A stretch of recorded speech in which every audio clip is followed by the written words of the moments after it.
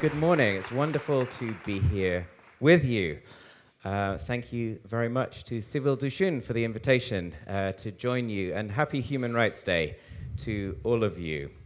And where better, really, to think about human rights and to mark Human Rights Day than here in Istanbul, this glittering, magnificent city, a city that feels like the center of the world. I was reflecting in my room up on the 16th floor here how easy it is to think lofty thoughts about geopolitics as we see Europe stretched out below and Asia just off to the left. Now, last year, the 75th anniversary of human rights, I had the privilege to be in Paris in the Palais de Chaillot, the very place where the Universal Declaration of Human Rights was signed. And despite the presence of many formidable human rights defenders, that event had a celebratory feel to it, marking 75 years of this remarkable project of human rights. And of course, nobody does theater and drama like the French. And President Macron stood and extolled the value and the importance of human rights in the Palais, with the great windows behind him and the Eiffel Tower lit up with human rights 75 years, sparkling as he spoke. And of course, you know, that 75th anniversary was a moment of celebration. And perhaps this was also a foretaste of the Olympics that we saw in Paris this past year. Now, here in Istanbul, the views are equally magnificent, perhaps even more so. But here, perhaps a different feel as we reach the 76th anniversary of human rights and look to the future. Here we can almost taste the global political forces that are shaping our world. Here we neighbor Syria in a moment of hope today, but perhaps looking ahead with anxiety to the future. Here we are near to Gaza, which Amnesty International said this week was a textbook case of genocide. Here we are just a sea away from Ukraine, looking anxiously to the future as President Trump comes into power in the United States and wondering what that might mean for the future of the conflict. Here we border the European Union, uncertain of its role in a world that is changing so rapidly. Here we look a little further east to Azerbaijan and remember a COP that was fraught with serious challenges and where the inequities in the world were laid out so clearly. And so if Paris 75th anniversary was looking backwards in celebration as well as looking forwards, when we talk about human rights here, when we mark Human Rights Day here, we cannot but feel its visceral character in light of the crises and the challenges all around us. And so that, I hope, is the content of our conversation today. How can we together play our part in advancing human rights in a world that so urgently needs it? And as we've just heard, Human Rights Day is, for those of us who are engaged in human rights, an opportunity to pause. Today we can stand back and look up. Today perhaps we can lament the challenges around us and how difficult it has been to make progress. Perhaps too we can celebrate and acknowledge breakthroughs and successes. We can also spend time in solidarity with each other, remembering that human rights in the end is about people and movements and a struggle together against the abuse of power. But Human Rights Day, I think, is also a chance for us to reflect together on our bigger story and our proposition for the world as a human rights movement together. And for too long, this has been a mournful story, a story of decline, a story of valiant failures. We've come to accept defeat as long as we feel that we are right.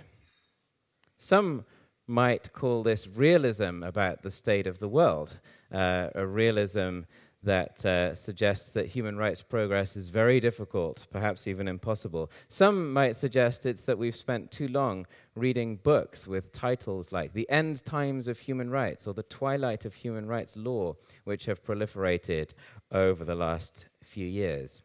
But I think there is a sense of decline and a risk of hopelessness within the human rights world that has such a corrosive impact today. But I want to stand in front of you and suggest that a different story is possible. I want to suggest that we can turn this story of decline into one of renewal, that we can shift from despair into patient determination. And this story starts by going back to basics and asking the fundamental question, what are human rights for? Now, I think over the last 30 years, a period of American hegemony in the world, we've seen a real distortion of the global human rights agenda.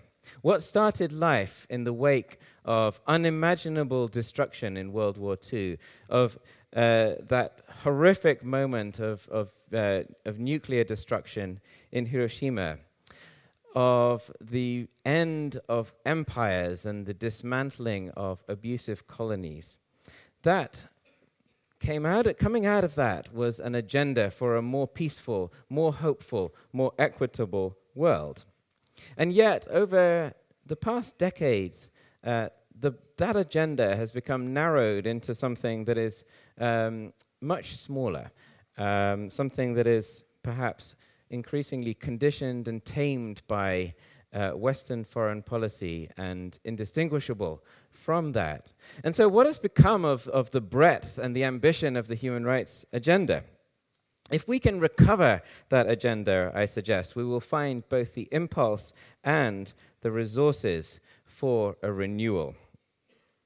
And so the prescription that I want to suggest for renewing human rights is nothing less than a deep contribution and an ambition for peace, sustainable peace and equality in the world. We cannot accept a human rights agenda anything less than that.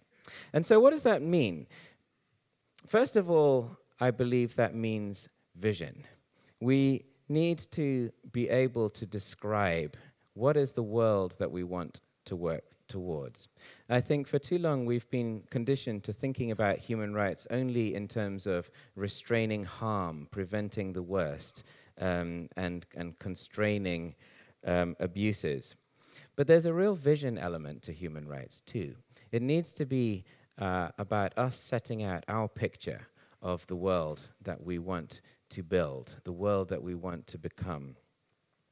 And secondly, I believe that the human rights agenda needs to be about addressing the grand global challenges that we face. That narrowness of bringing human rights down to a small set of issues is a real betrayal of the original vision, the core idea of human rights. We are in a world of great complexity and profound and deep challenges: conflict, climate crisis, growing inequalities, a crisis of democracy and rising authoritarianism, the growth of oligarchy, corruption, and so forth. What does human rights have to say to these grand themes? And more importantly, can we bring the resources of the human rights system, the mechanisms, the institutions, the constitutions, the laws, the movements, the impulses, the norms and the precedents that have been built up over 76 years, how do we bring those to bear on these grand global challenges? And when we look at it like that, I believe we have the basis for a story of renewal. And so I want to talk about three aspects of that very briefly this morning, and hopefully we'll have a chance to explore them more through the rest of the program. I'm going to talk first about the what, then I'm going to talk about the who, and finally a brief reflection on the how. So first, the what. What might our agenda for the future of human rights look like? Well, as I said, I wrote in a paper for Chatham House last year that the renewal of human rights should be judged on its ability to make a real impact on the grand global challenges that we face. And I set out three in particular. The first is economic inequalities. The second, the crisis facing our planet, crisis of climate and biodiversity. And the third, the impact of technology and what that means about the quality of the civic systems that we live within. And these are, of course, huge, complex, and interconnected challenges. They are far beyond the power of any one framework to address.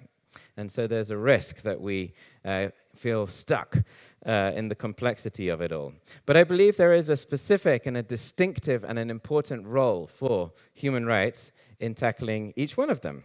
And more importantly, it's essential that we do take on all of these issues if indeed we hold to that vision of a sustainable foundation for peace and a more equitable world that is, in the end, what human rights are all about. And so the first of those themes is economic inequalities. And I believe we're in a moment of opportunity for change. Coming out of the pandemic and facing serious climate breakdown, there is a sense of crisis, but a crisis is also a time of opportunity. And this is a big issue that is not going away.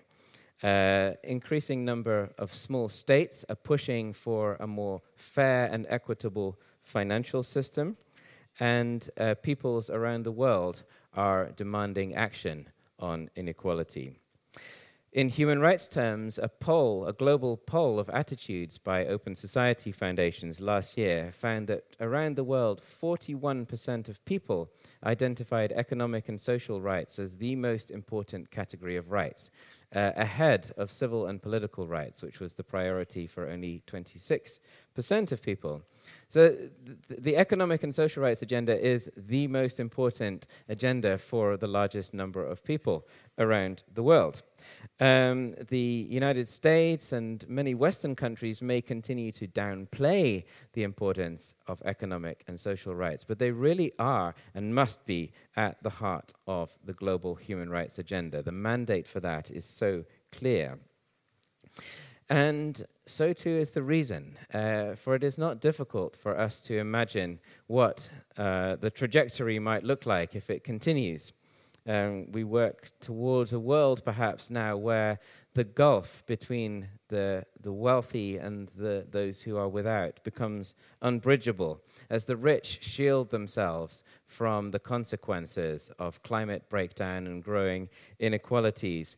We see a rise of oligarchy and dictatorship as wealth and power become indistinguishable, and those in power control the infrastructure of society that's mediated through technology and set the parameters for our thought and action. It's a terrifying future, and that is why the agenda of inequalities must be so central to human rights. And what does human rights have to bring to this? Well, the idea of a human rights economy has been growing in past years, building upon the basic blocks of economic and social rights. It's feeding ideas about reform of the international financial system, but it's also helping us to look beyond the crude measures of economic success, GDP, and envisioning what a different kind of society in which people are able to flourish, a society that is inclusive and equitable and peaceful, might actually look like. And so to the second issue, climate and the environment. And here we've seen some really important steps taken over the past few years, with the UN General Assembly recognizing the right to a clean, healthy, and sustainable environment. We've also seen the amazing story of Vanuatu bringing a case to the International Court of Justice to seek an advisory opinion on the obligations of states with regard to human rights and climate change. It's an idea that started with a group of Pacific Island students that was taken up by the Vanuatu government, who then secured a consensus at the UN General Assembly. And the hearings in this case started in The Hague just this past week. It's an extraordinary story of the power of human rights to take an idea from ordinary people suffering from the consequences of the crisis to bring it to the highest institutions of power, with the possibility, we hope, that the governments will be will face a ruling that makes it very clear what they must do. And so human rights are really proving their worth in litigation when it comes to climate already. Human rights are also playing a crucial role in shaping what we understand to be a just transition, that really central idea about how to protect those at risk of being left behind by the clean energy transition. And while populist leaders exploit that sense of grievance among people who are left behind in post-industrial towns and societies, but have little to offer, human rights can help us to envision and imagine what a just future looks like for them. In relation to the climate crisis, human rights insists that we must have both a livable planet and that nobody must be left behind.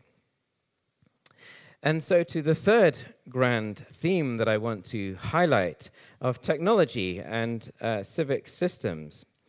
And I fear that technology is taking us in directions that are increasingly consistent with oligarchic authoritarianism, the surveillance-based business model of big technology and the algorithms that we entrust our lives to so much are funneling us into tribes with narrowing parameters of how to think and act in the world. We face, too, the immense challenge of artificial intelligence and what we want that to be for us.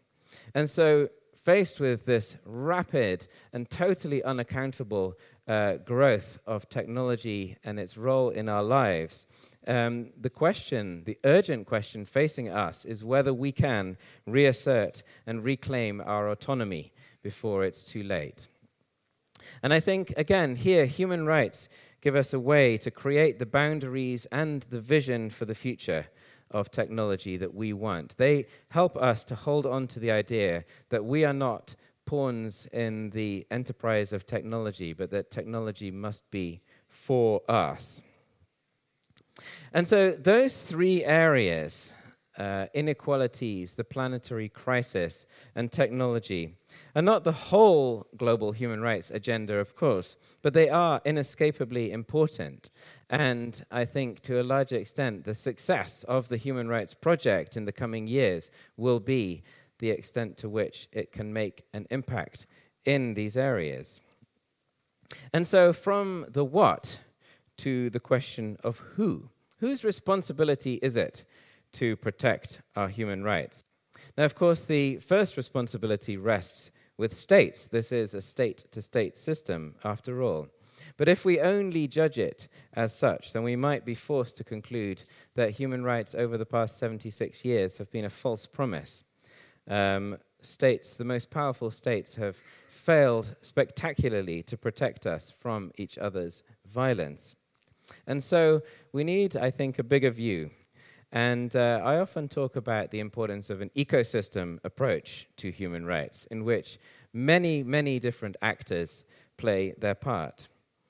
And we're seeing that. We're seeing that today as increasing number of smaller states use the human rights system to pursue a more creative agenda for a sustainable peace and an equitable world. I've talked already about Vanuatu, but other small island states are also using the human rights system to tackle inequalities and the inequities of the financial architecture, Barbados in particular.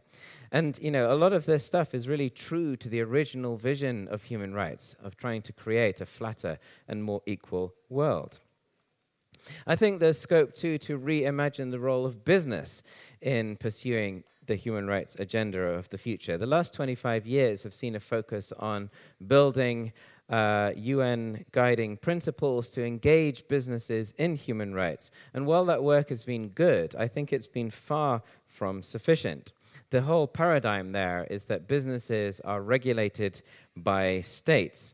But increasingly we find that the large corporations are part of the social contract, the whole fabric of our lives and societies. They play a role for better or for worse in everything, in all of the issues I've talked about and in everything that we experience in our lives. The financial muscle of big companies is up there with medium-sized countries. And so this is a time when we need to find a different kind of conversation with businesses as we think about the future of human rights, to engage them and their power to do good in the world and to demand much more from them. We also need to think about the interconnectedness of human rights with other frameworks. There's been a temptation to treat human rights as having all the answers. The human rights community works in its own little world at the same time that the peace and security sector and the development sector and the climate sector all work in theirs. But increasingly we see that all of these issues are profoundly interlinked, and none of these frameworks really have all the answers on their own. And so I think a vision for the future of human rights has to include a much more integrated way of talking about the future that takes into account all of these other different frameworks. And in that, there is a role for everybody. For human rights, ultimately, is about people having a recourse against the abuse of power. And so, finally, from the who to the how. And of course, we're going to be spending a lot of the rest of our time together today talking about this. And so I just want to put one provocation in front of you as we come to that. And which is, as we think about our story for the future of human rights, what are the metaphors that we choose? Typically, we talk always in terms of fighting and struggling.